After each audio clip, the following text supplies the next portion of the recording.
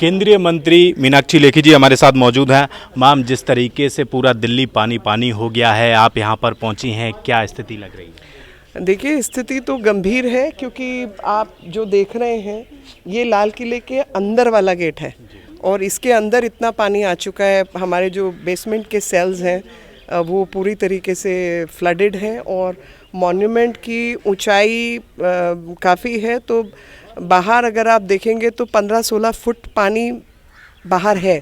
तो वो मतलब थोड़ा ही अंतर है कि पूरा ये लेवल इसके लेवल पे पहुंच जाए, जबकि आप हम सब जानते हैं कि लाल किला काफ़ी ऊंचा है।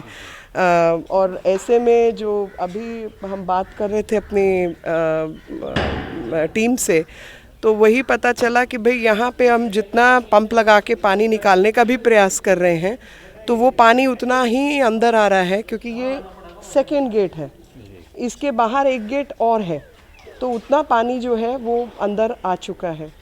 और ये स्टेप्स आप सीढ़ियाँ आप देख ही रहे हैं कि ये पूरा जो क्षेत्र है पूरी तरीके से फ्लडेड है और बाढ़ आई हुई है। मैम, हर साल ये देखने को मिलता है, इस बार कुछ ज़्यादा है, लेकिन क्या लगता है दिल्ली सरकार कभी कोई परमानेंट सॉल्यूशन पे काम नहीं कर पाई? बल्कि जितना मैंने देखा है, मैंने ये देखा है कि जल बोर्ड के अंदर कई अजीब किस्म की जो है घोटाले घपले हैं। एक अमूमन तौर पे जैसे हमारे क्षेत्र में एक जगह आती है गड़ी, गांव वालों ने ही हमें बुलाया था। सुएज का पाइप जिसकी गहराई 15-20 फुट नीचे होना चाहिए, क्योंकि वो जितना नीचे होगा उतना ऊपर का जो है वो पानी जा पाएगा, उसको 5-7 फुट पे खींच दिया, ताकि एक तो पैसा तो चार्ज जाएगा 10-15 फुट वाला, तो वो बेईमानी खुदाई वाली। दूसरा, जितना सुएज का पानी ऊपर रहेगा, जिन लोग का बेसमेंट है कुछ है वहाँ पे, वो ज़रा भी ओवरफ्लो करेगा तो उनके बेसमेंट्स में वो पानी आएगा। इस तरीके की जो गैर नियमितताएँ हैं, गैर कानूनी चीज़ें हैं, वो पूरी दिल्ली में भरमार है और उसको परमानेंटली सॉल्व करने का कोई प्रयास नहीं किया गया। मैं जितना सुन रही थी, देख रही थी, तो मुझे बार बार ये 48 साल बाद ऐसा हुआ वैसा हुआ। अरे भैया, दिल्ली में हर साल फ्लड आता है, हर बारिश के बाद बाढ़ आती है। कितनी आती है, कम आती है, ज़्यादा आती है, एक अलग विषय है, लेकिन बाढ़ आती है। दिल्ली का एक पूरा विभाग है जिसका नाम फ्लड कंट्रोल डिपार्टमेंट है।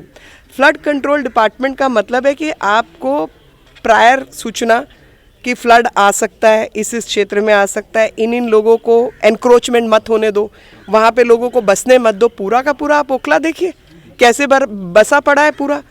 और मेरे तो उस वक्त कोर्ट कचहरी से भी ये पूछा था, मैं कहा भाई 5 दिन के लिए आर्ट ऑफ लिविंग का फ्लड प्लेन के ऊपर कार्यक्रम हुआ तो 5 करोड़ का तुमने उनको जुर्माना लगा दिया।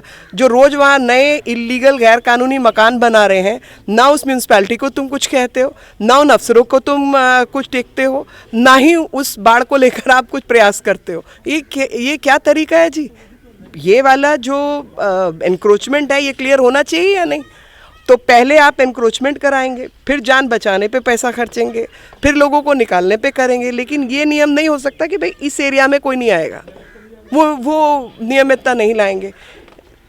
खैर, आज वो सब बात का समय नहीं है। आज समय सिर्फ ये है कि फ्लड के दौरान लोगों को राहत तो पहुंचाई जा सकती थी, पहले उनको सूचना देकर वहाँ से खाली करवा कर, खाली स्कूलों की 2 हफ्ते की छुट्टी करके उन स्कूलों के अंदर लोगों को बिठाकर भोजन का इंतज़ाम, राशन आदि का कुछ, कि भाई 2 वक्त का खाना उन लोगों को मिल जाए, शौचालय मिल जाए, नहाने धोने की जगह मिल जाए, कुछ पानी की व्यवस्था हो जाए, ये सब तो किया जा सकता था, वो भी नहीं किया। और ठीक मुझे कोविड वाला समय याद आ रहा है कि कोविड के दौरान 972 मेट्रिक टन ऑक्सीजन इनको चाहिए थी, जो पूरे देश की ज़रूरत होती थी। पूरे देश की कोरोना से पहले 972 मेट्रिक टन ऑक्सीजन ज़रूरत थी पूरे देश की।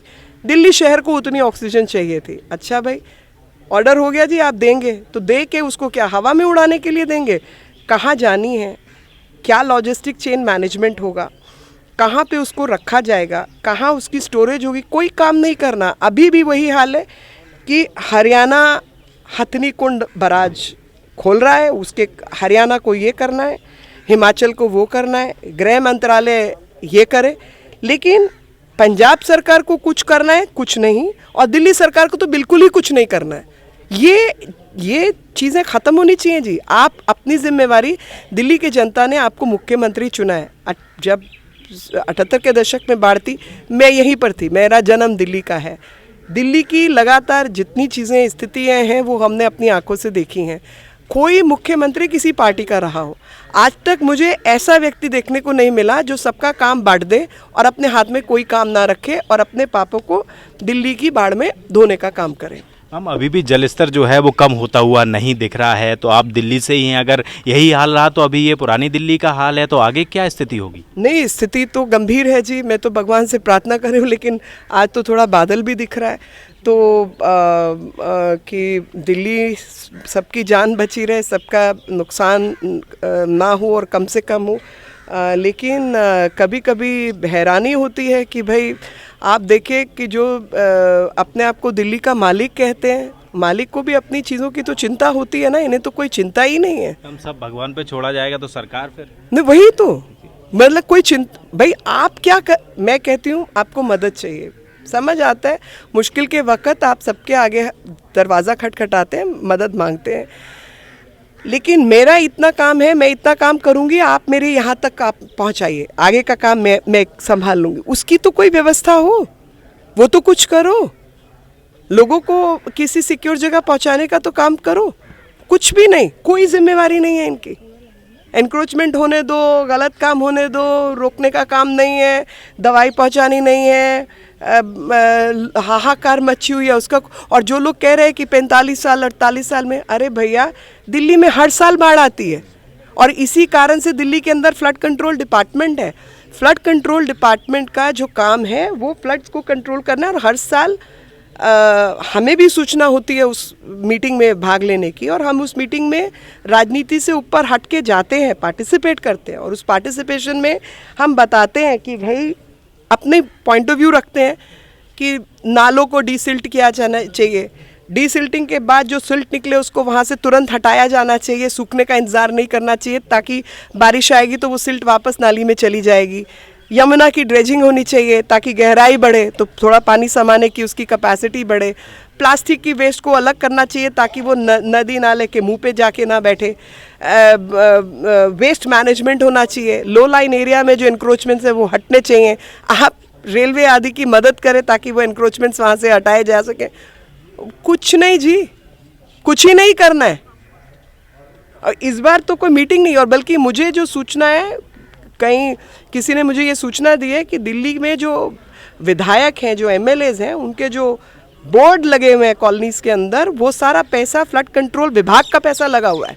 फ्लड कंट्रोल का पैसा फ्लड कंट्रोल पे नहीं है, फ्लड कंट्रोल का पैसा इनकी प्रचार प्रसार पे लगा हुआ है, एडवर्टिजमेंट।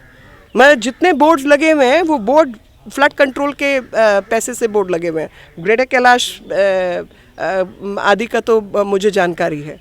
तो आप बताइए, फ्लड कंट्रोल का पैसा नाली की सफाई में खर्च होना चाहिए, जहाँ लोगों के घर में पानी बेसमेंट में घुस गया है, या विधायक की बोर्ड लगाने के नाम पे खर्च होना चाहिए? बात करने के लिए बहुत बहुत शुक्रिया। तो आपने देखा कि केंद्रीय राज्य मंत्री मीनाक्षी लेखी जो हैं वो लाल किले पर दौरा करने पहुंची हैं और यहाँ पर पूरी स्थिति का जो है वो जायज़ा ले रही हैं। कैमरा पर्सन चंदन के साथ दिल्ली से हृदय यादव, न्यूज़ पॉइंट।